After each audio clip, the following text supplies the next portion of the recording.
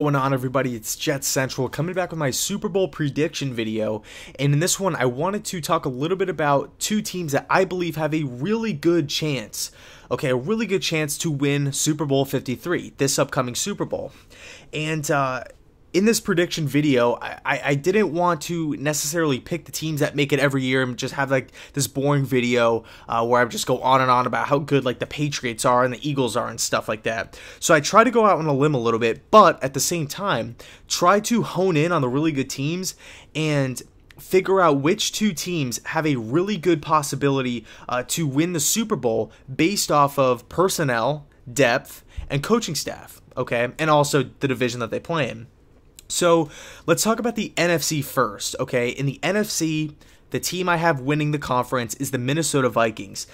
The Minnesota Vikings are absolutely stacked, They are absolutely stacked. Every single position, they have a few good players, If I had to pick a weakness for this Vikings team, I would have to say it's the offensive line, but even then, it's still a above average unit in my opinion. They went out and they got their quarterback of the future, Kirk Cousins, and he's looking, all signs are pointing right now from training camp or from mini camp or whatnot that he's looking really good. They also acquired Trevor Siemian to be the new backup quarterback, and actually, it's funny, I want to bring this up real quick as well. The Vikings quarterback room is completely different. They let Case Keenum go, they let Teddy Bridgewater go, and then of course Sam Bradford went to sign with the Arizona Cardinals. And then they brought in two new guys. So it's going to be a completely different quarterback room.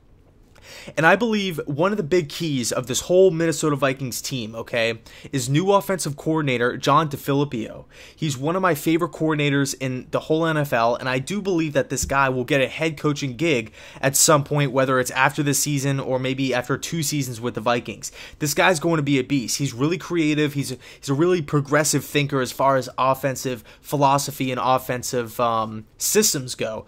He just does a really good job of getting or playing to his players' strengths on offense. So I really like DeFilippo, and the talent at the quarterback position, Kirk Cousins, is something that the Vikings haven't had in a really long time. So you go ahead and you take a look at this offense, you take a step back, big picture. They have a running game. Dalvin Cook, I watched a ton of him at Florida State. He's a stud. The running game for the Vikings is going to be there. It's going to be good. They're a run-first team. Then the wide receivers, Stefon Diggs, Adam Thielen. These guys are great, especially Thielen kind of coming on the scene, last season, becoming a little bit of a household name.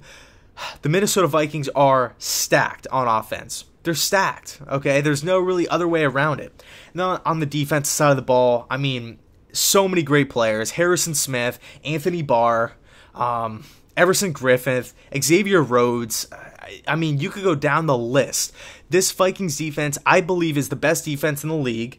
I do believe it is better than Jacksonville, just by a hair, but I still would give the Vikings the #1 defense in the league. Now, granted, it is just names on paper at this point, and hell, it's the 4th of July. Happy 4th of July to everybody. So it is still early, It is still early. We haven't even seen these guys play a game yet, but on paper, how this whole thing is all playing out based off last season's results, the depth chart, the division that they play in, and the coaching staff, I really do like the Minnesota Vikings' chances to make this year's Super Bowl, And to top it all off, you have Mike Zimmer. You have Mike Zimmer as the head coach, the former D coordinator of the Cincinnati Bengals. Mike Zimmer's a top 5 coach in the league. He's one of my favorite coaches in the league. He's kind of a soft-spoken dude, but at the same time, he kind of comes off as like really just I don't want to say stern because that's almost like I don't want it to sound negative, but he just seems like a no BS guy. But the players love him. The players love to play for this guy. So the Vikings, I believe they check the box in a lot of different areas. Like I said before, the coaching staff, check. The overall depth, the roster, check. And they got better at quarterback, the most important position on the field. Now, the one kind of hiccup that I would have to bring up for the Vikings is that the overall division that they play in, the NFC North, the Lions got better. The Packers are getting better. Aaron Rodgers is coming back, adding guys like Josh Jackson in the draft and Jaire Alexander, corner from Louisville, and then Jimmy Graham. So the Packers got a lot better. And then the Bears. The Bears, I believe, could be one of those teams that's going to shock a lot of people, and they could probably double or triple their win total this season, with a new head coach, and they obviously did really well with the draft. They did really well with free agency. So that's my only area of concern for the Vikings, making the playoffs and getting to the Super Bowl, is that the division that they play in is pretty tough. But when it's all said and done, I do believe in the Vikings. I believe in Zimmer, and I think they will be representing the NFC, for Super Bowl 53. Now, my next team, the AFC team, the team that I believe is going to come out of the AFC, it's a team that hasn't been there before or, in recent years. It's the LA Chargers. Okay, the LA Chargers, and I know you could be sitting there saying to yourself, they play in a tough division. Everybody seems to lose to the New England Patriots in that conference, and then if it's not going to be the Patriots, it's probably going to be the Steelers, because they're just loaded with talent and have stars all over. But overall, I think that this is going to be the Chargers' season. Okay, this is the year where I think Phillip Rivers is going to have a real chance to get and win a Super Bowl. And that's the big knock on Phillip for his whole career, right? Everybody looks at Eli Manning. Oh, same draft class, whatever, picked number 1 overall to the Chargers and then traded for him. Eli has 2 rings. Big Ben Roethlisberger has a few rings, okay? And Phillip Rivers, great quarterback, great career. Definitely is going to go down in the history books, but he doesn't have that ring or the championship to kind of, cement his legacy. So overall, I think this Chargers team is good enough to make the Super Bowl, and I'll tell you why. They have a great quarterback, Phillip Rivers. I already talked about him a little bit.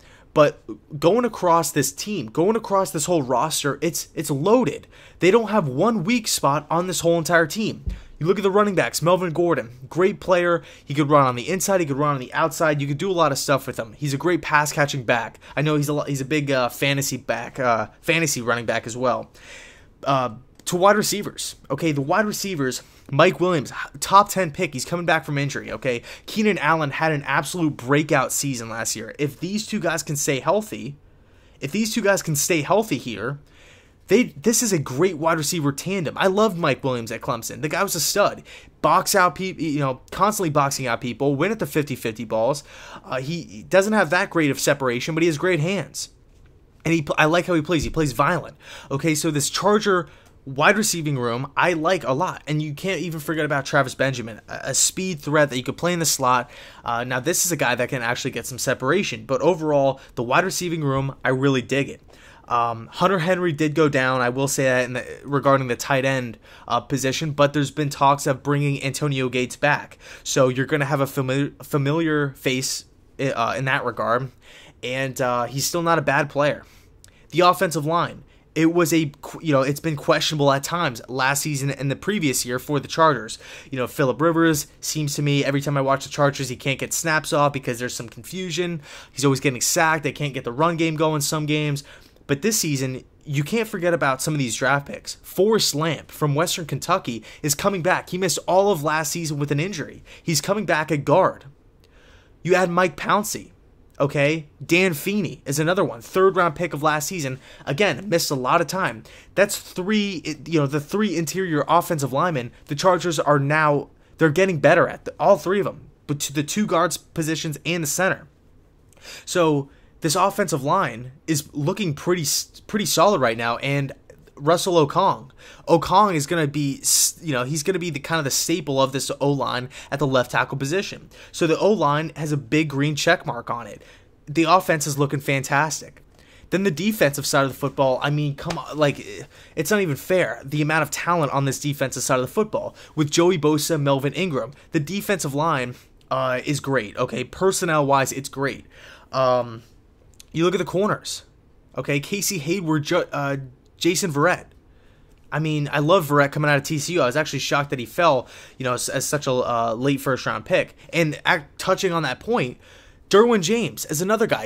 I mentioned before watching Dalvin Cook a lot at Florida State. Derwin James, another guy. I loved him at Florida State. And this guy falls all the way to the Chargers, and the Chargers snag him at a position of need. Oh my! I was absolutely stunned when the Chargers landed Derwin James. So this defense is loaded. The offense is loaded, and the coaching staff is still young enough. It kind of reminds me of like Dan Quinn in Atlanta when they made the Super Bowl 2 years ago. Kind of an unfamiliar.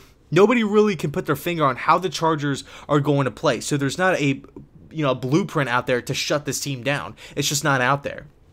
The Chargers have the players. They have a veteran quarterback who can still play at a high level. They have a young coaching staff that's innovative, and nobody can really stop them right now. And one of the big keys is I should say two keys. Number one, it's out of their control, but staying healthy. Okay, the injuries have plagued the Chargers for years now.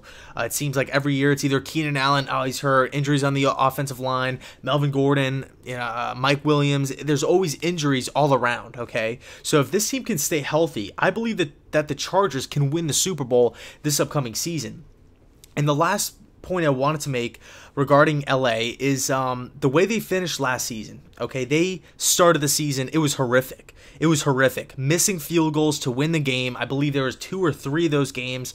It was just so painful to watch. I actually remember watching one of those games on a primetime game, and the Chargers, I believe, went all the way downfield, and they had an opportunity to win or tie the game, and they missed the field goal, and they lost. And then I was watching like highlights the following week, and the same situation happened. I'm like, oh my God, I feel for the Chargers fans right now. That's unbelievable. It's unbelievable how the Chargers started off last season. But as the season progressed, the Chargers really stepped up, and they went on a nice little winning streak. Their offense was unstoppable. I mean, the firepower of that offense, it was great. Okay, the performance that this Charger team displayed down the stretch was incredible. Yes, they didn't make the playoffs. Everybody knows that whole like weird scenario where like the Bills, the Ravens, the Chargers were all kind of fighting for that last AFC wildcard position, and all of a sudden Andy Dalton just throws his 4th down completion, touchdown, and just a miracle play, and the Bills got in.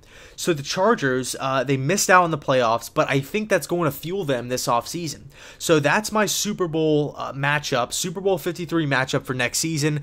Now, yes, I know it's not the Eagles, it's not the Patriots, it's not the Steelers. I try to switch it up a little bit, but I hope I gave you guys some or I made some quality points on why I do believe that these two teams can make the Super Bowl or even win it. So I really do believe in both these teams, and regardless whether they win the Super Bowl or not, I do believe both teams will make the playoffs, both teams will win their division, and both teams will have some success in the playoffs, whether it's 1 or 2 playoff wins. I don't know. But those are my two teams, the LA Chargers from the AFC, the Minnesota Vikings from the NFC, and the winner of the Super Bowl is going to be the Minnesota Vikings. I think Kirk Cousins gets his first championship, and I think the Minnesota Vikings walk away as champions of next season, and that's my prediction. So thank you guys so much for sticking around. We're going on 13 minutes right now. I know I kind of rambled on a little bit, but I hope I made some points. But if you guys are still sticking around, let me know down in the comment section. Who do you have winning next year's Super Bowl? Realistically, from both conferences too. I want to hear if you guys got the Green Bay, if you guys got Pittsburgh, if you guys got the Chiefs. Okay, the Chiefs might make some noise. I don't know. Can the Raiders bounce back? Let me know down in the comment section who you guys have winning Super Bowl 53. I cannot wait to talk it up with you guys. And thanks so much for sticking around. I appreciate it. And as always, go Jets.